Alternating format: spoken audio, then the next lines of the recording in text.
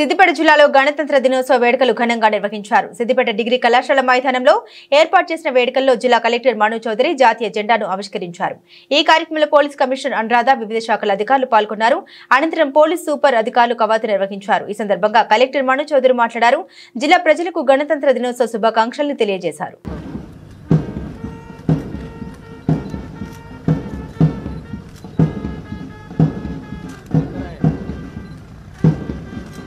సోదర సోదరీమణులారా, గణతంత్ర దినోత్సవ సంబరాలు జరుపుకుంటున్న సందర్భంగా ఆసీనులైన స్వాతంత్ర సమరయోధులకు, ప్రజాప్రతినిధులకు, అధికారులకు, అనధికారులకు, విద్యార్థులకు, పాత్రికేయులకు, పుర ప్రముఖులకు నా హృదయపూర్వక శుభాకాంక్షలు తెలియజేస్తున్నాను.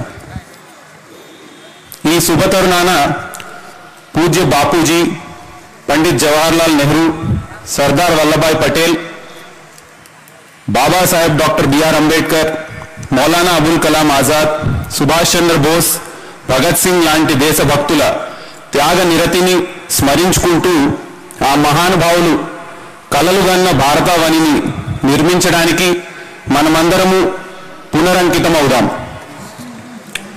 ఈ సందర్భంగా మన జిల్లాలో అమలు చేస్తున్న వివిధ ప్రభుత్వ అభివృద్ధి సంక్షేమ కార్యక్రమాలు వివరాలు మీ ముందుంచుతాను.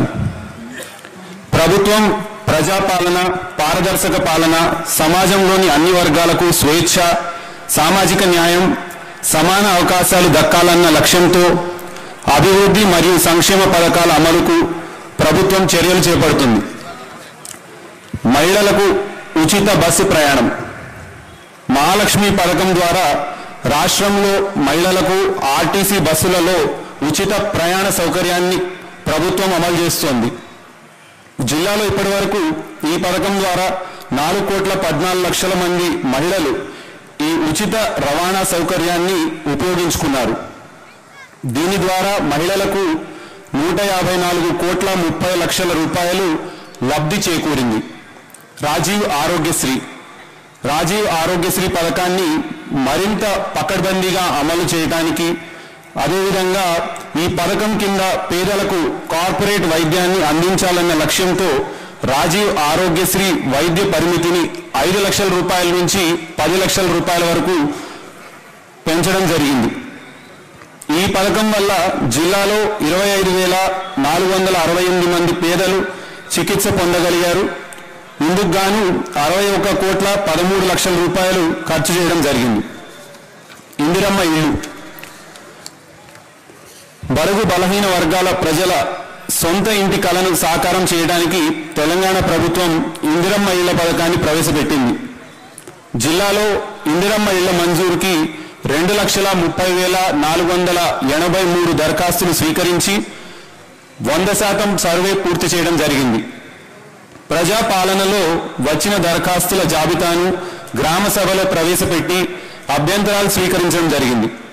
ప్రతి నియోజకవర్గానికి 3,500 ఇళ్లు కేటాయించడం జరిగింది. మహాలక్ష్మి, నానాటికి పెరుగుతున్న ధరల ప్రభావం పేద ప్రజలపై పడరాదు అన్న సంకల్పంతో మహాలక్ష్మి పథకం కింద కేవలం 500 రూపాయలకు మాత్రమే గ్యాస్ సరఫరా చేసే కార్యక్రమాన్ని కూడా రాష్ట్ర ప్రభుత్వం అమలు చేస్తుంది.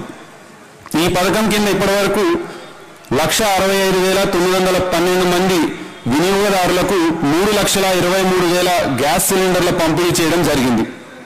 దీనికి గాను రాష్ట్ర ప్రభుత్వం 9,84,00,000 రూపాయలు సబ్సిడీ అందించింది.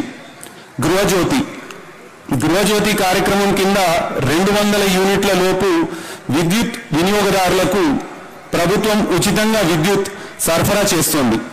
జిల్లాలో ఇప్పటి వరకు 41 కోట్ల రూపాయలను ప్రభుత్వం